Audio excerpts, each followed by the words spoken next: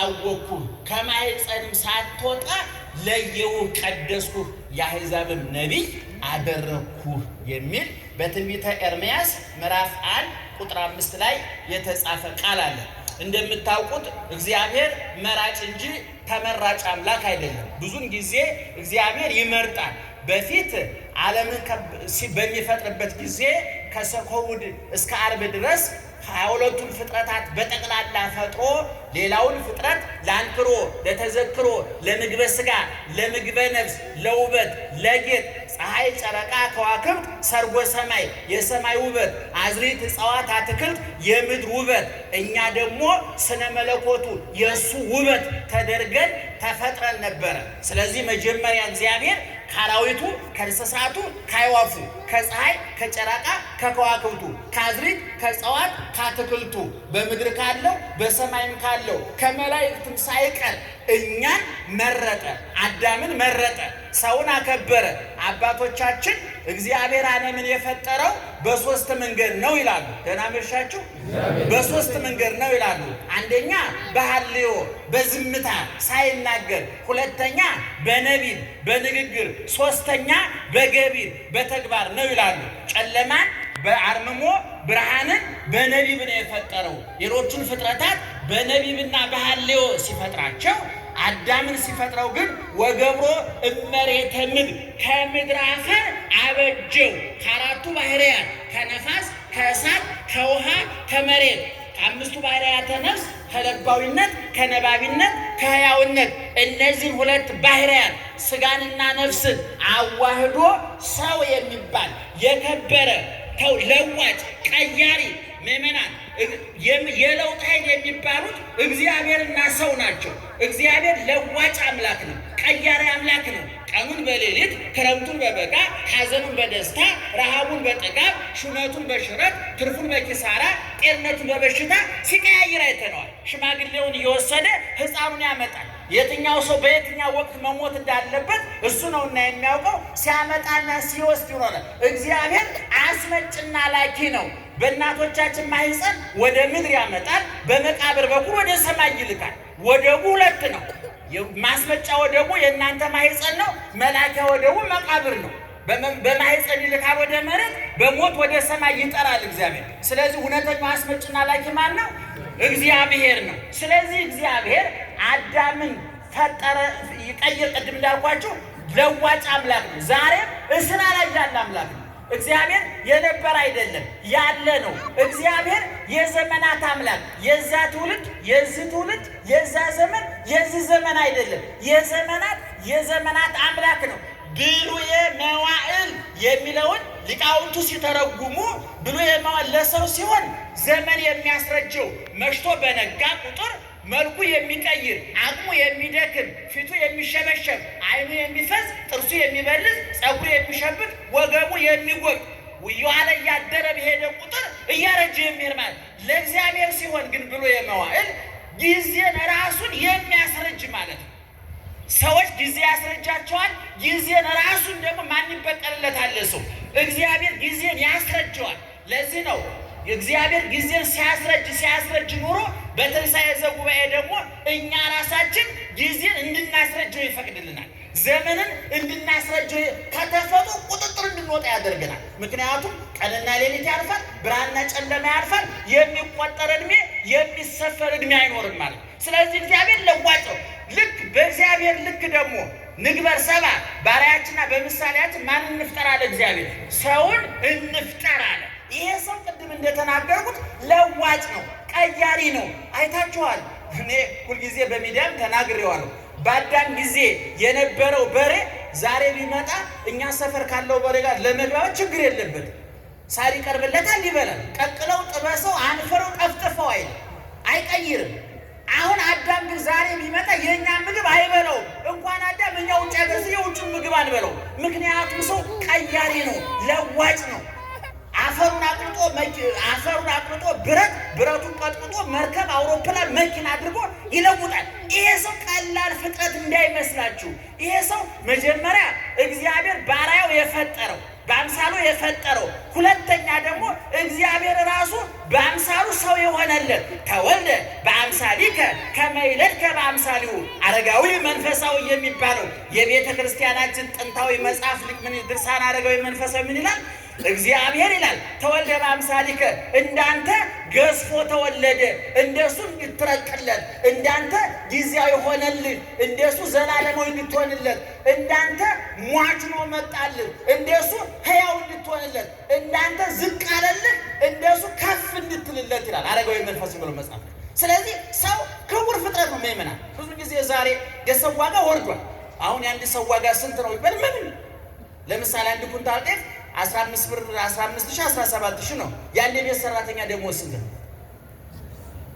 እስኪ አንድ ምሳሌ ልንገራችሁ። አሁን እዛ በሩ ላይ አንድ ሰው ወርቆ ተደብድቦ እያጣጣረ አጠገቡ 3 ግራም ወርቆ ብታገኙ ሰውየው አጠገብ የቱ ነው የምታነሱ?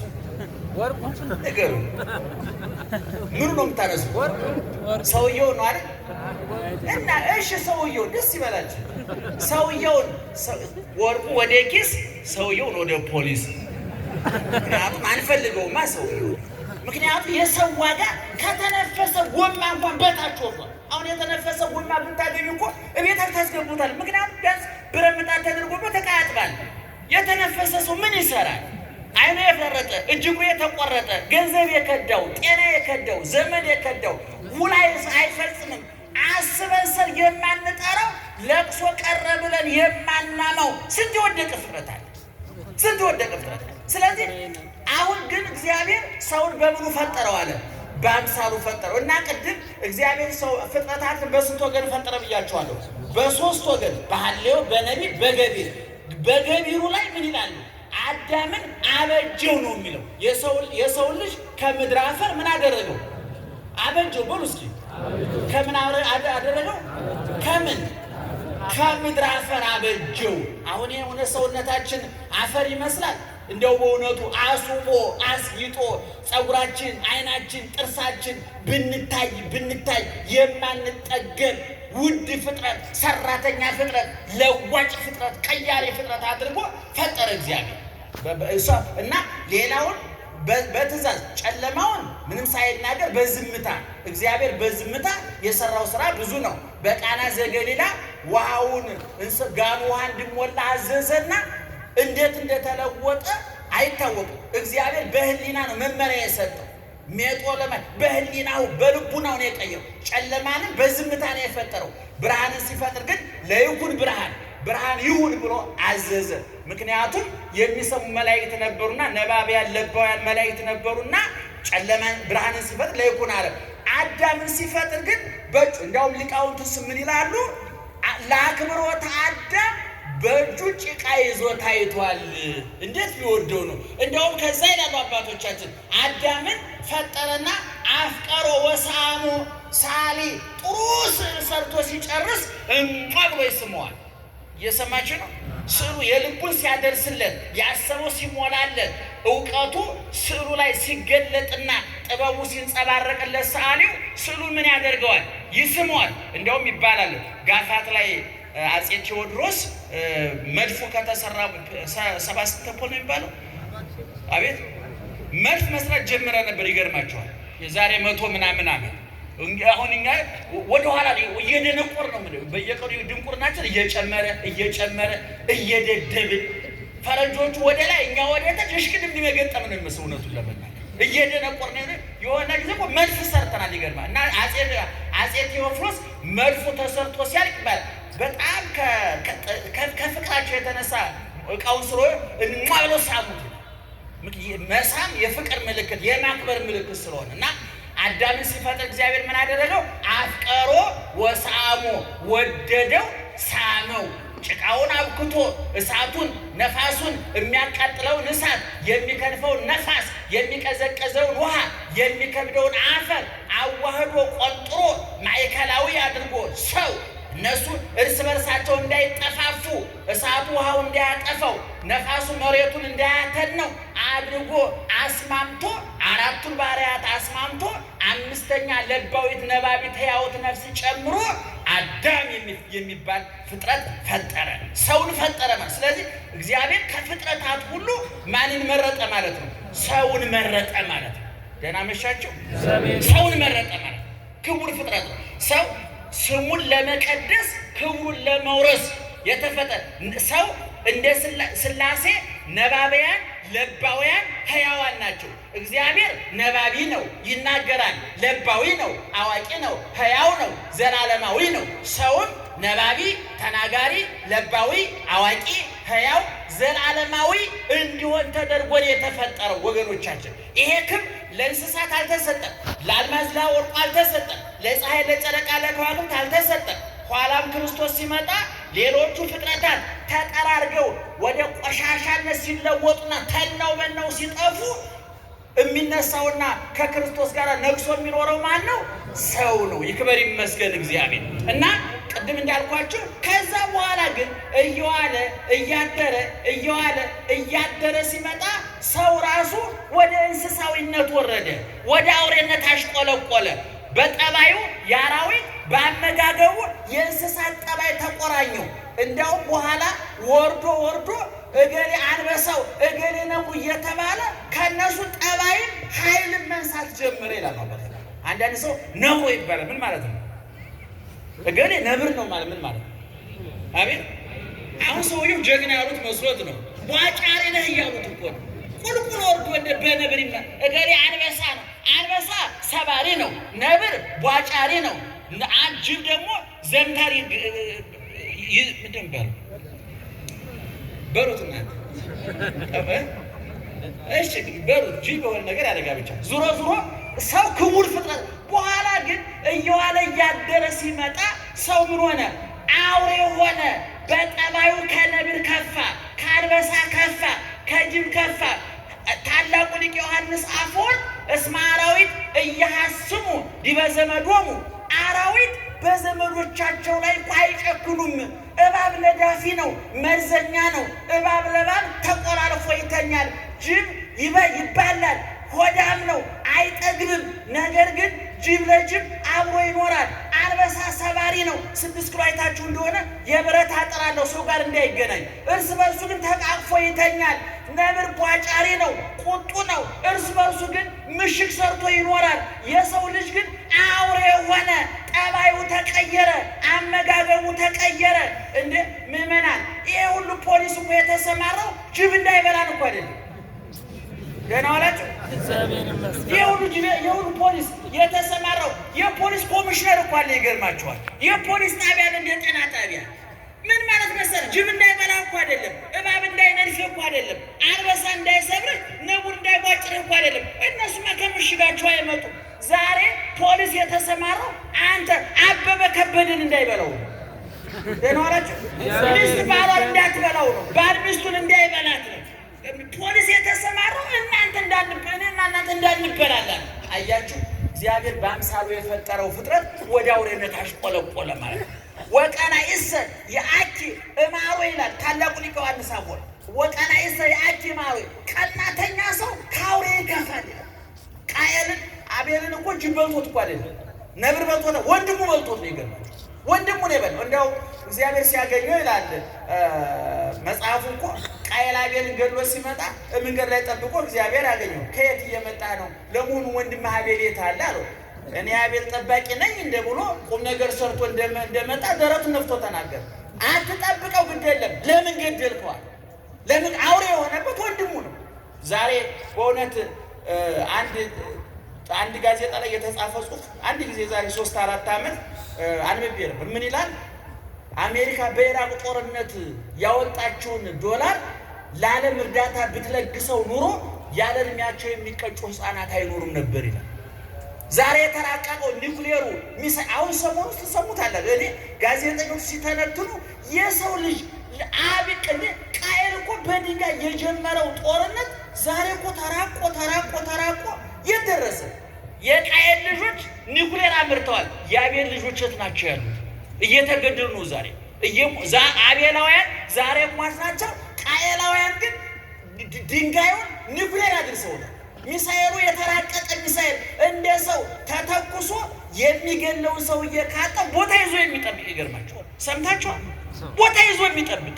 ስለዚህ አሁን እግዚአብሔር በኋላ ሰውን መምረጥ ጀመረና ከዛ ሁሉ እንስሳዊ ጠባይ አውሬያዊ ባህሪ ከተቆራኘው ሆዱን ከሚያመልክ ሰውን ስጋውን ከሚያመልክ ፍላጎቱ እንደ ከብት ከሚነዳው መካከል ኖህን መረጠ እግዚአብሔር።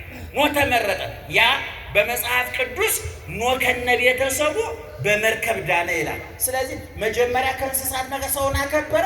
ኋላ ግን ሰው ራሱ እንደ እንስሳ እያሽቆለቆለ ስለወረደ ከሰው መካከል ሰው ተመረጠ። ከሰው ሰው ይመረጣል ማለት ነው። አያችሁ፣ ኖህ ከማን መካከል ተመረጠ? ከሰው መካከል ተመረጠ። 8 ቤተሰቦቹ እሱና ሚስቱ 3 ልጆቹ ከነ 3 ሚስቶቻቸው ጋር 8 ሰዎች ዳኑ በመርከብ። የጠፋው ሰው አይቆጠርም። መጽሐፍ ቅዱስ ምን ያህል ሰው እንደጠፋ ቁጥሩን አይነግረንም። የዳኑትን ነው የሚነግረን። የዳኑት ናቸው የሰፈሩ። በኖህ ጊዜ 8 ሰው ዳነ። በሰዶም በገሞራ 4 ሰው ዳነ። ምናልባት እሳት ንፍር ውሃ የቀቀለው እሳት ያንገበገበውና ነዶ እንደ እንጨት ከስሎ የቀረ በብዙ መቶ ሺህ የሚቆጠር ሕዝብ ሊኖር ይችላል። መጽሐፍ ቅዱስ የዳኑት እነማን ናቸው እንጂ የጠፉትን ቁጥር አይነግረን። አንዳንድ ሰው ይላል እንደው እግዚአብሔር 8 ሰው ብቻ ድኖ ያን ሁሉ 100 ሺህ ሕዝብ ሲቀቅል እንደው ትንሽ እንደው ጭካኔ አይደለም ወይ? ራሱ ሲፈጥር መፍጠሩን አናደንቅም? ይልቅስ መጀመሪያ የፈጠረው ንብረቱን ሰው ያሰባውን በግ ቢያርድ ለምን አረርክ ይባላል? እንዳይታረድ መገኘት ነው እንጂ ምእመናን። ስለዚህ አያችሁ እግዚአብሔር መረጠ። ከማን መካከል? ሰውን መረጠ። በኋላ እንደገና ኦሪት ዘፍጥረት ምዕራፍ 12 ላይ ስትመጡ ደግሞ አብርሃም ጻ እምብሔርከ ወተፈለጥ እምአዝማድከ ወሁር ውስተ ምድር ዘአነ አርእየከ እንተ ታውዝ ሀሊበ ወመዓረ። አብርሃም ከሀገር ውጣ፣ ከዘመዶች ተለይ፣ እኔ ወደማሳይህ ማርና ወተት ወደምታፈሰው ምድር ሂድ አለ። አሁን ማንን መረጠ ማለት ነው? እግዚአብሔር ሰውን መረጠ። እዝራ ሲናገር ደግሞ እግዚአብሔር ከሰው ብቻ አይደለም ከእንስሳትም ይመርጣል፣ ከአዕዋፍ ይመርጣል፣ ከአዝርዕት ይመርጣል፣ ከእጽዋት ይመርጣል አለና ከሰው አብርሃምን መረጠ፣ ከእንስሳት በግን መረጠ፣ ከአዕዋፍ ርግብን መረጠ፣ ከአትክልት ወይንን መረጠ፣ ከሀገር ኢየሩሳሌምን መረጠ ይላል። ኢየሩሳሌም ደግሞ ሀገረ ሰላም ናት። መጨረሻ ምሳሌዋ ድንግል ማርያም ናት ማለት ነው። ስለዚህ አያችሁ አሁን ቅድም በጥቅሱ በትምህርታችን መነሻ እንደነገርኳችሁ በወር ሳልሰራ አወኩ፣ ከማኅፀን ሳትወጣ ለየውህ፣ መረጥኩህ፣ መሳሪያ አደረግኩህ አለ። እንግዲህ ምእመናን ይህንን የምርጫን ጉዳይ ስናጠቃልለው እግዚአብሔር ይመርጣል እንጂ አይመረጥም። አሁን አንዳንድ ሰዎች እንደው ሕፃናት ገና መሻችሁ አላችሁ። አሁን አንዳንድ ሰዎች ይጠይቃሉ በ40 ቀን በ80 ቀን ሕፃናትን ክርስትና የምታስነሷቸው የት ያውቃሉ ብለው ይጠይቃሉ። መቼም ሰው ልጠይቅ ካለ የማይጠየቅ የለም። ሁሉን ነገር ሰው እምነቱ እየከዳው ሲሄድ፣ እምነቱ እየቀነሰ ሲሄድ ያመነ ሁሉ ጥያቄ ይሆንበታል። ይገርማቸው ያመነ ሁሉ። አሁን እኛ ወንድ ልጅ በስንት ቀን ነው ክርስትና የምናስነሳው? አቤት ሴት ልጅ በ80 ቀን። ይሄ መነሻም መድረሻም ንባብም ትርጉምም ምስጢርም አለ። ኦርቶዶክሳዊ ተዋሕዶ ቤተክርስቲያን መነሻዋ ብሉይ፣ መገስገሻዋ ሐዲስ፣ መዳረሻዋ መንግስተ ሰማያት ነው የምንለው ይሄን ነው። ከብሉይ ያሳፈረቻቸው ልጆቿን በሐዲስ ስጋውን አብልታ ደሙን አጠጥታ መጨረሻ ወደቧ ማራገፊያዋ የት ነው? መንግስተ ሰማያት። ስለዚህ እመቤታችን ድንግል ማርያም በሉቃስ ወንጌል ምዕራፍ 2 ላይ ኢየሱስ ክርስቶስ ወንድ ልጅ ነውና በ40 ቀኑ ወደ ቤተ መቅደስ ይዘው ሄዳለች። ደህና ዋላችሁ። በ40 ቀኑ ወደ ቤተ መቅደስ ይዘው ሄዳለች። በኦሪት ዘሌዋውያን ምዕራፍ 12 ላይ ወንድ ልጅ በ40 ቀኑ ሴት ልጅ በ80 ቀኗ እግዚአብሔር ቤት ፊት መጥተው መስዋዕት ይሰዋላቸው ብሎ እግዚአብሔር አዟል በብሉይ ኪዳን። ስለዚህ ኦርቶዶክስ ተዋሕዶ ቤተክርስቲያን ንባቡን ከብሉይ፣ ምስጢሩን ከሐዲስ፣ ስርዓቱን ከብሉይ፣ መስዋዕቱን ከሐዲስ አድርጋ አዋህዳ ተዋህዶ የሚል ውብ ሃይማኖት ሰርታልናለች። ኦርቶዶክሳውያን የተዋህዶ ሊቃውንት ብሉይ ኪዳኑን ያዋልዱታል። ሁልጊዜ ላለሁ ማቴዎስ ማለት በኢሳይያስ ንባብ ውስጥ የተጸነሰ ነፍሰ ጡር ማለት ነው። ኢሳይያስ ናሁ ድንግል ትጸንስ ወትወልድ ወልደ፣ ድንግል በድንግልና ጸንሳ ምን ታደርጋለች? ተወልዳለች አለ። ይሄ በኢሳይያስ የተጸነሰ ሽል ነበረ። መቼ ተወለደ? በማቴዎስ ወንጌል ላይ ትጸንሳለች ተወልዳለች ያልነውን ማቴዎስ ምን ብሎ ነገረ? ወለደች፣ ጸነሰች፣ ወለደች ብሎ አዋለድ ነው ማለት ነው። አያችሁ። ስለዚህ ቤተ ክርስቲያናችን በዚህ መልክ ነው እና እግዚአብሔር መራጭ እንጂ ተመራጭ አይደለም። በዚህ በዮሐንስ ወንጌል ምዕራፍ 15 ላይ ተጽፏል። አኮ አንትሙ ዛሬክሙኒ ወሴምክሙኒ አላ አነ ሐረይኩክሙ ወሴምኩክሙ፣ እኔ ሾምኳችሁና መረጥኳችሁ እንጂ እናንተ አልመረጣችሁኝም። በመጽሐፋችን ምን ይላል? ቅዱስ ዳዊት እኮ እምከርሰ እምየ አንተ አምላኬ፣ ከእናቴ ማኅፀን ጀምረህ አንተ አምላኬ ነህ። ላዕሌከ ተገደፍኩ እማኅፀን፣ ከእናቴ ማኅፀን ጀምሮ አንተ ላይ ተጣልኩኝ። ረቂቁን የአባቴን ዘር ከአባቴ ከፍለህ በእናቴ ማኅፀን ዘርተህ የእናቴና የአባቴን ሕዋስ አገናኝተህ አዋህደህ ዳዊት የሚባል ንጉሥ ሠራህ ጌታዬ። ከሀገር ወከልኩ እንዘ ሀሎኩ ውስተ አጥባተ እምየ፣ የእናቴን ጡት እየጠባሁኝ አንተን አምናሃለሁ አለ ቅዱስ ዳዊት። አያችሁ፣ ሕፃናትን እግዚአብሔር ያውቃቸዋል አያውቃቸውም? አቤት! ሲጀመር እውቀት የነፍስ ነው የሥጋ አይደለም። አሁን ሰው የሚኮላተፈው መሳሪያው አባቶቻችን ምን ይላሉ? ነፍስ አዋቂ ናት።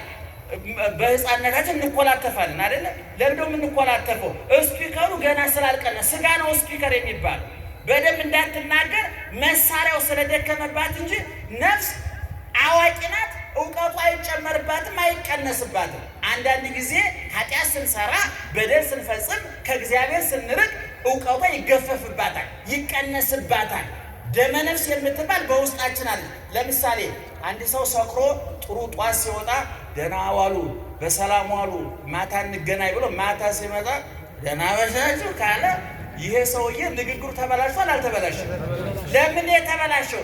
ነፍስ እውቀቷን የምትሰው ደመነፍስ ላይ ነው። ደመነፍስን ደግሞ መጠጡ ያንቀዠቅዣታል።